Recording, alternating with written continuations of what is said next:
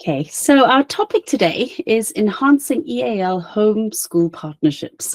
My name is Susan Stewart, and my background is actually in international education. So I've worked a little bit all over the world, and for the last 13 years, I've been in the UK working in schools in and around London. I also recently did a master's in linguistics, where I wanted to really take what I've been seeing in schools over the past few years and see how that matched with research. So today I'm going to be sharing a lot of the work that I did for the last sort of 12 years as head of multilingualism. When we talk about homeschool partnerships, I think there are really three key people or three key players involved. Obviously the teacher, that's you. Then we obviously need to bear in mind the parent or the parents, and then the students. And then if we consider each of those three people in question, there is a kind of wider context around them. So if we think about us as teachers, we have colleagues. Maybe those colleagues are in our year group or in our department.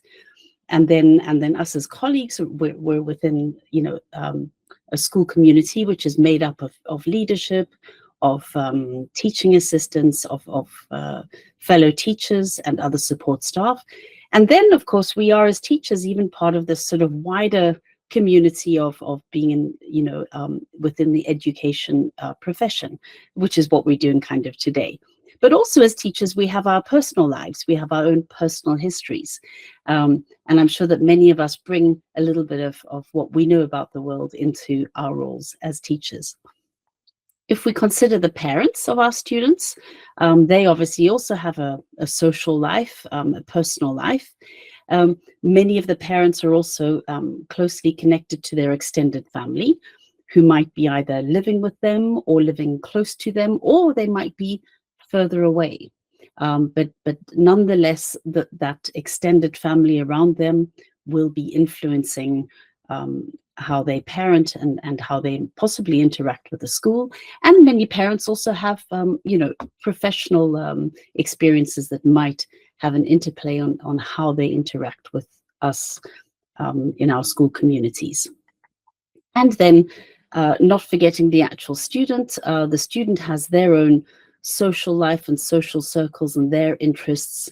And they also have their schooling experience, which might be in another school, either in the UK or abroad. So if we kind of put all of those together and start building up a bigger picture of how these interactions take place, what we're thinking about when we think of the teachers and the students and the parents are everyone's language and cultural experiences. Or you might have heard the term, linguistic and cultural repertoire. And the term repertoire is all about, what do you have in almost in your rucksack that will enable you to interact with lots of different people. Very, very prominent in today's discussion is also that all of us, whether we be teachers, parents, or students, we have attitudes about different languages. How do we feel? What's our attitude towards English? What is our attitude towards our students' home languages? Or possibly some of us speak different languages at home. And what is our attitude towards them? Do we have differing attitudes? Also really important when we're teachers or parents or young people is our current and also our future ambitions. So how are those, changing the way that we interact with one another? And also all of us, and I'm sure you've noticed this when you talk with friends and family, everyone seems to have a sort of beliefs and understandings, and often very differing ones about language learning. And again, how do we kind of find a way to talk about these things so that they are productive? So what I think is really important is that we look at these three players, the student, the teacher, and the parent, and we kind of pool the expertise of these three key people. Thinking first of all about the student, they're an expert on themselves. or about themselves as a unique person. So if we're talking about the student, let's talk to them too. Let's find out things about them directly from them. But also, the parents, probably second in line, have known that child since they were born. They might know what the child needs based on their current needs and their also previous experiences. The child might come home from school and tell the parents things that they don't tell us. So connecting again with the parents and the students and having those conversations are important. But us as teachers, our expertise is that we're hopefully knowledgeable about working with multilingual students, and we're also experts in education. And so again, when we're having conversations, in this group between home and school, how can we establish ourselves as I'm the expert in education, you're the expert in you and your needs, and how can we meet somewhere and find solutions? And so I think it's really, really important when we think about, enhancing those home-school relationships, is that we need to, and I say we, as in the teachers and the parents, we really need to reposition ourselves as co-learners. That we don't know everything about every student and every that we have in our class, but we can learn from them. And so really what I'm also talking about here is sort of what we call linguistic and cultural identity. And that question that, we might ask, or students might ask of themselves, of where do I belong, or where do I want to belong? And, this is something that, changes. You might remember students who when they joined your school 3 years ago, new to English, are very different students to what they are today. And so when we're talking about linguistic and cultural identity, there really are two key words. And the first one is fluid. And by fluid, we mean, identity changes over time. So a student who might be newly arrived might be clinging to what they know. They might be clinging to the language they know and the experiences they know. And a couple of years down the road, that student has become more proficient in English, but also maybe as at that point, their social life is more important than their family life, and maybe they want to belong more to the school environment or the school context than they do their home context. And again, what you might see, and I don't know whether any of you are parents of adult children, and I saw that with my own multilingual and multicultural children, they become adults and then often they go back to things that they valued very strongly as children. The other key term is dynamic. So not only do we see that linguistic and cultural identity changes over time, but it also it's very dynamic from situation to situation. So children might want to enhance that they belong in a certain way because they find that desirable. For example, my son, he has lots of, let's say, places he feels like he belongs to in part, and he might over exaggerate those if that particular team is winning in the World Cup, for example. So, or you might see somebody you want to impress, and all of a sudden you'll kind of find things that are in common, whether they be cultural experiences, inside jokes, or language. This is I did a lot of work in the last few years with students actually talking about their identity, asking them what languages they spoke, where had they lived, how did they feel their languages had changed over the time. And the student in question just got up and on the whiteboard at school drew out his timeline. And the sad part is actually he came to us with 3 languages, and I think by the end he was left with 1 10 years later, which was actually a wake-up call for us to consider the fact that this student who come to us relatively proficient in 2 or 3 other languages. We'd not done much with that, and over time, English had dominated.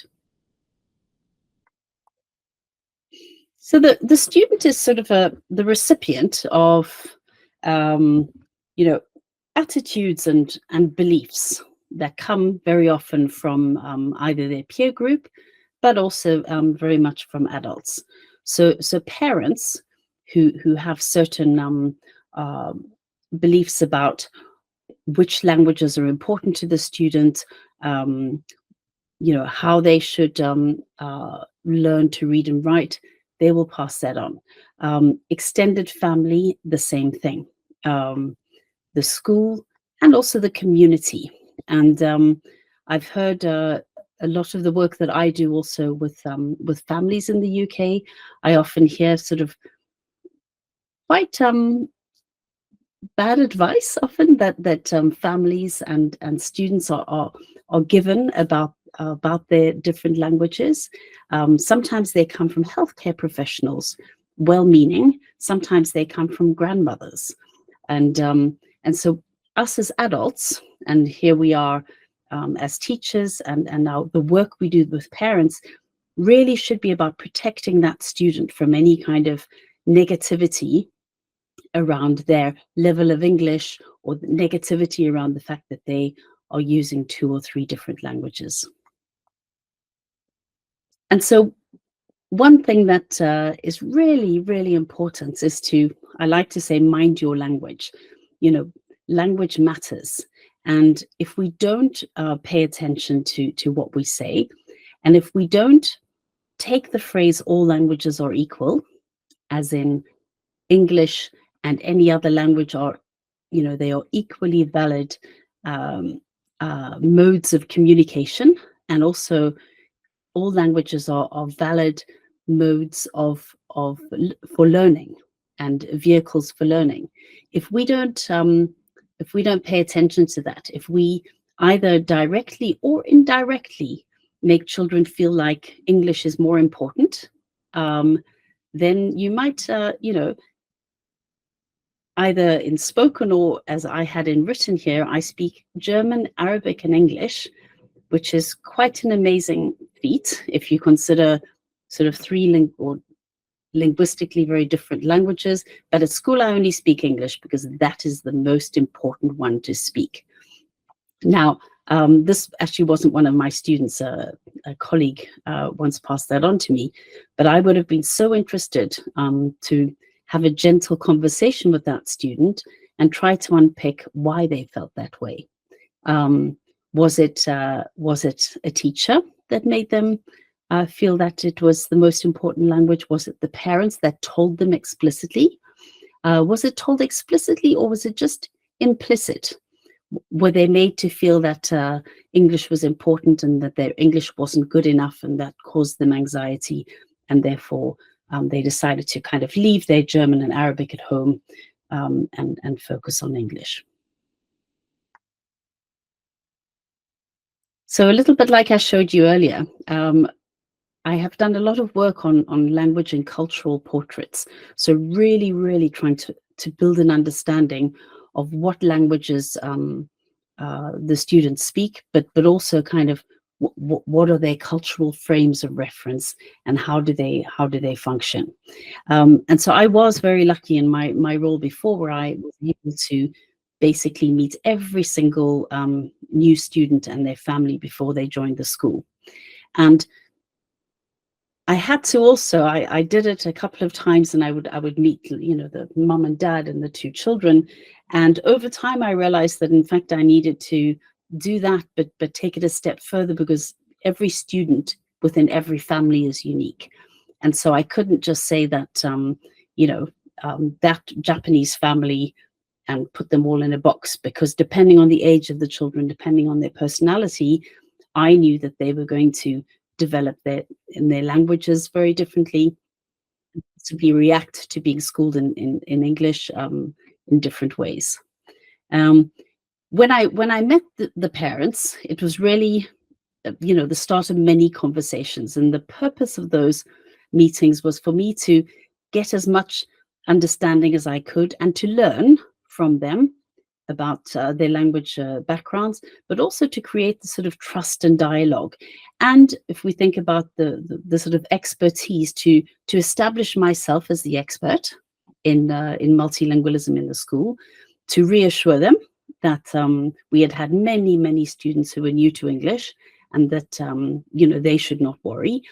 And once that sort of trust and dialogue had been started, it meant that whenever the parents had any questions or concerns, all the way through the sort of the time they were in the school with us, they would come back to me.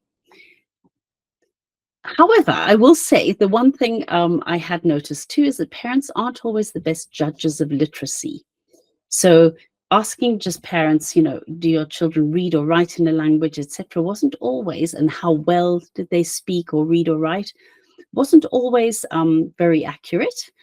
Probably in part because the parents are parents, they're not literacy teachers, but also often the parents, when you ask them those kind of questions, they often felt like there was a right or a wrong answer. And often they were worried if they, to say things like, my child doesn't speak or read or write any English. And so these conversations were never, ever about children's literacy in language or fluency, but I would find it out anyway. And then, any knowledge I gained would be shared back with the school community.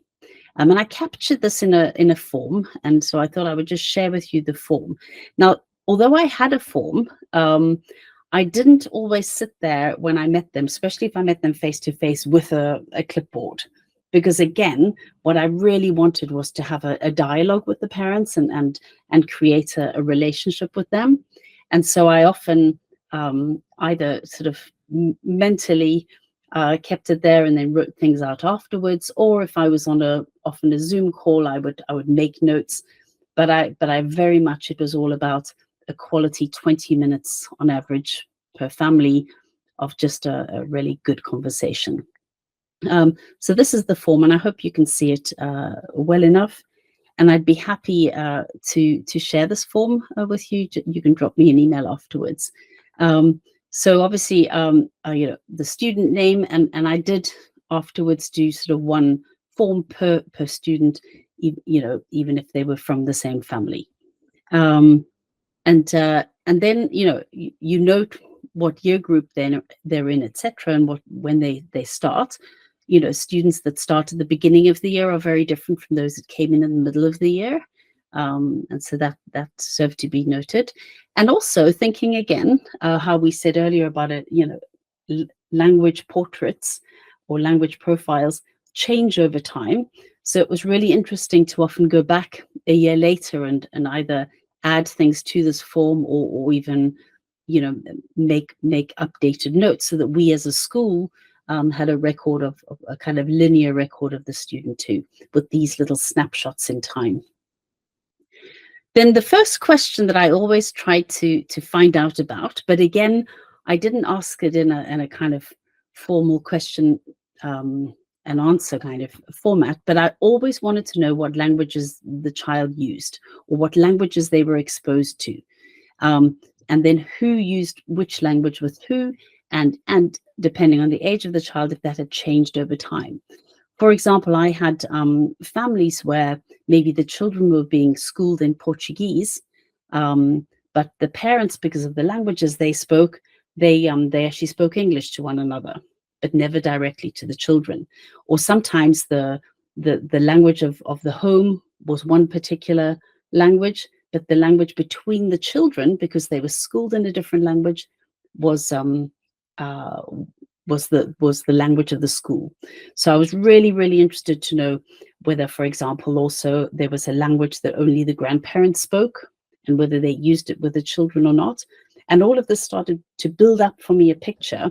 And although I would write little handwritten notes there, it was always really interesting later working with the students, trying to get them to kind of create a visual of all of the languages they had in their lives.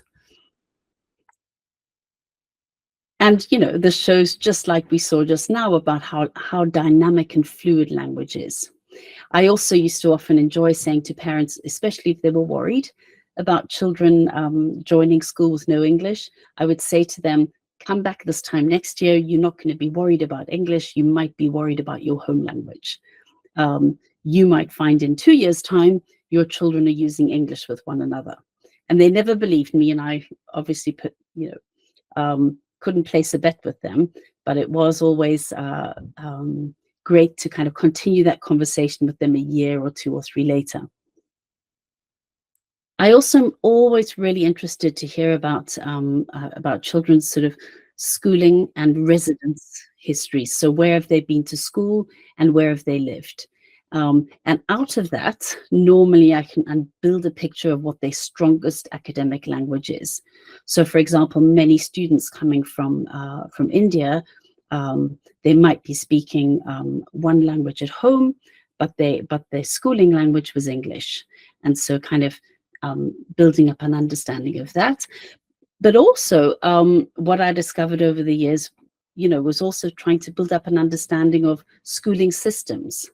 So were these schooling systems which were very academic? Was it a schooling system where children passed or failed at the end of the year, which is something we see less and almost never in the UK, but that is the reality of many schooling systems. So kind of for me, and this was the conversation where I was starting to position myself as a co-learner and learning about them. Also, depending on the age of the students, really important to start having that conversation about future needs. So if you've got a key stage 3 or 4 student coming in, really I want to know, what were your ambitions? When you were back home, were you dreaming of going to university and becoming a doctor? And if so, okay, what do we need to do to try and ensure that your dreams can continue now that you're in the UK? Student interests. It could be their favorite school subjects. That's the kind of classic question. Very often, if I was then meeting with a student and the parent, this was when I would have a little conversation with them and try to find out what they were really interested in. Is it football? Is it science? Is it music? Do they play the violin? And all of those kind of things, I know once they start school, are those potential icebreakers. Are they horse riders? And knowing that they play the violin means I can go and tell the music teacher that you've got somebody in your music class. They might not speak English, but you know what? They can play the violin. They can read music. And then again, never ever as a direct question, but what I was trying to get out of these conversations was those parent attitudes. Were the parents worried about their children joining school and being new to English? Did the parents think that English was going to be more important than their home language? What were their priorities? What were their questions? And so really important for me at this point was to understand if the parents also had some misunderstandings or misconceptions, and try at this point to also try and kind of realign them, because I wanted very much by the time their children started in our school for us to all be kind of on the same page. And then, some additional notes, and always one of the actions was sharing this with the community. So once I had this knowledge, who needed to know? Had I picked up that they might be a special need, I would go and speak with the Senko. I would obviously go and speak with the primary classroom teacher. If this is a child who was passionate about science, I would make sure that the science teacher knew about this. If this is a child who was really good at sport, I would make sure that the PE teacher knew about it. And I would also share it generally with staff. I'm going to share with you now sort of 3 little anecdotes or case studies from this time too. A few years ago in my school, we had a really a sort of influx of a lot of students coming from Kazakhstan.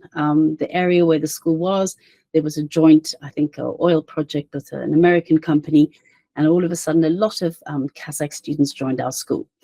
I knew nothing about Kazakhstan at the time, and so from meeting the parents, I slowly started to discover things like, in Kazakhstan at the time, Kazakh and Russian were kind of the 2 main languages within the school, within the country.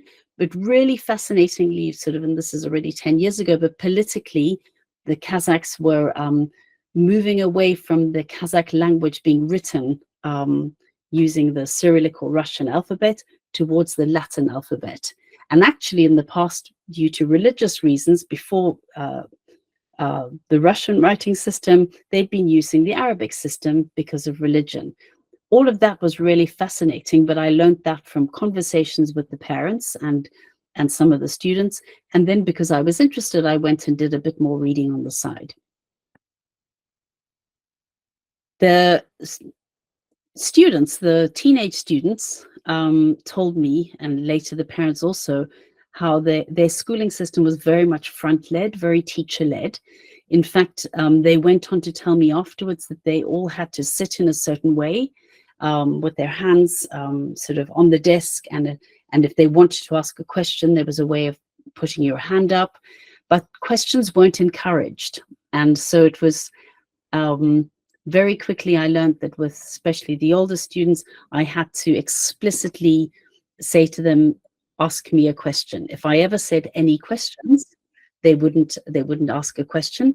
But if I said to them, you have to ask me one question, we started to get questions from them.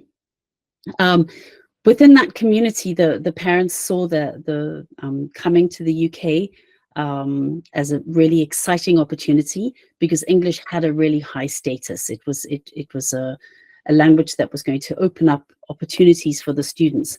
And so, if anything, I had to encourage those parents not to get extra language tutors for their children, and I had to encourage them to continue to speak in Kazakh or Russian at home, because I didn't want in any way for the students to feel like, again, that English was more important than any of their other languages.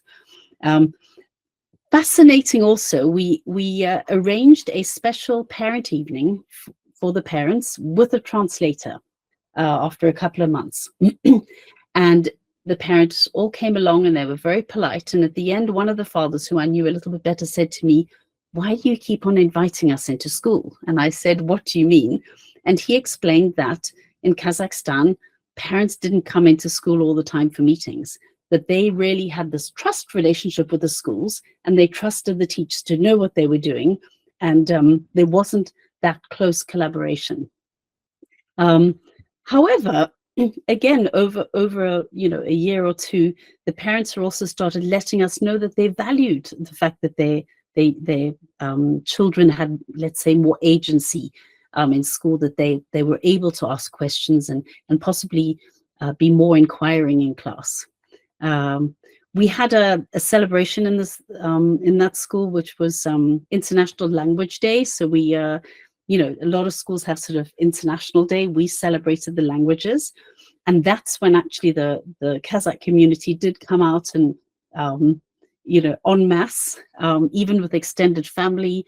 They brought in food, and we sensed this great national pride. And so having that space, even though it was once a year, for them to come in and interact with the other parents was really valuable. We did, however, we knew that these students were only with us for a few years, and that they would be returning home. And so it was also, we felt as the teachers, our responsibility to also prepare the students for returning home. So coming back to that, elevating English to having a more important status than Kazakh or Russian, and then 3 years later for those students to return back to their schools. We didn't want them to have a kind of, let's say, confusion around their identity. And so we wanted as much as possible to keep their language and their identity and value where they come from during the time that they were with us in school. My second little anecdote is, I'll call it multilingual story time, and it actually came out of a timetabling issue, which I had in part created, and we had basically a 10-minute slot mid-morning before an assembly time once a week. And the classroom teachers, justifiably, this was in primary school, had planning time, and they didn't, I think the children were all coming from specialists, and they really resented having to come back 10 minutes early. And they were sort of, what will we do with these 10 minutes? And so we found a clever little solution. We had a lot of students who were new to English. And in addition to the Kazakh community that might not have come into school as often, we did have a lot of the parents that did engage with the school and help out with the PTA, and they dropped their children off at school in the morning, and they sort of hung about the school a lot. So we approached some of those parents who were already very engaged with the school, but we targeted the parents who were parents to the new to English students. And we basically asked them if they would come in those 10 minutes and read a book to the class, but in their language. And they could choose the book, and it was a book that was brought from home, and all we asked is that they read the book to the class. Initially, they were a little concerned, and they said, but the children won't understand. And we said, don't worry, just read it like you would normally do it, show the pictures, let's see what works. The children loved it, and the loveliest anecdote from one of the children was, he was brand new to English, pretty much silent in class, and he said to me a few days later, I'm the only one that understands the story. And the pride that he had, but also the fascination and the curiosity that his classmates had around his language when his mum came in to read it, really brought him out. Again, valued his language. And then what was lovely was later on in the week, he brought the book back into school to share with his friends, and he was able to explain to them in his developing English what the story was about. Little simple things. Another possibly more extreme thing that we did in school was a lot of students, and I'm sure you know that in your classes, attend heritage or community language schools. They study their language on the weekends. If you don't know this about your students, it's worth finding out, because that could be a good start. We actually we needed to generate some additional income in school, and so rather than renting out the school for sports, etc., we decided to rent out the school on Saturdays to these community language schools, because the one thing they always struggle with is finding venues. It was, again, a great source of knowledge about the languages. So we had a Brazilian Portuguese group, we had an Italian group, a Chinese group, and so in engaging with these schools, learned a lot about the languages that were just in our community, and also interesting the differences of how the parents approached these schools and how they valued them. It was also actually later on a source of teachers and speakers of languages. So if we needed, for one reason or another, to have a Chinese speaker, and we, in fact, we started offering Chinese as an additional language, that school was a source of that. And again, bridging that gap between school and home for some of the students too. So some of our students who were speakers of those languages then also attended those schools on the weekend, and it was a way for them to also, have their languages used in all these different contexts. So here are my some of my final thoughts.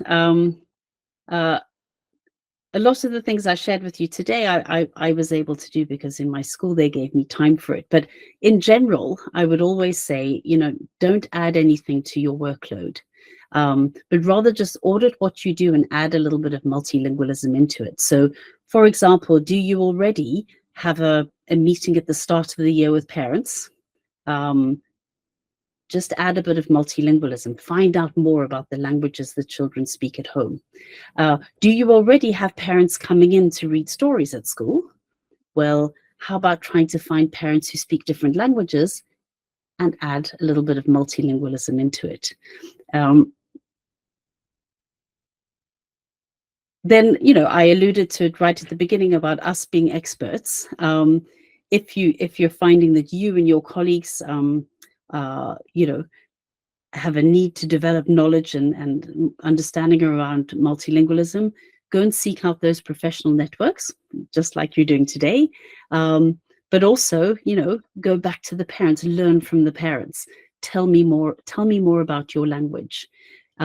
Asking children, or how do adjectives work in your language, or asking the parents will increase your knowledge.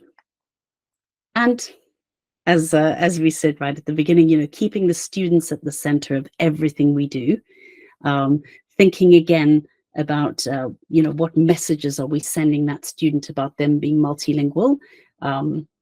If we send him a positive message about that, that means that their languages will come out in the classroom. And I'm sure I don't have to tell you that, having that there doesn't mean that, the home languages are in competition with English. On the contrary, they're actually going to start helping one another and building literacy across.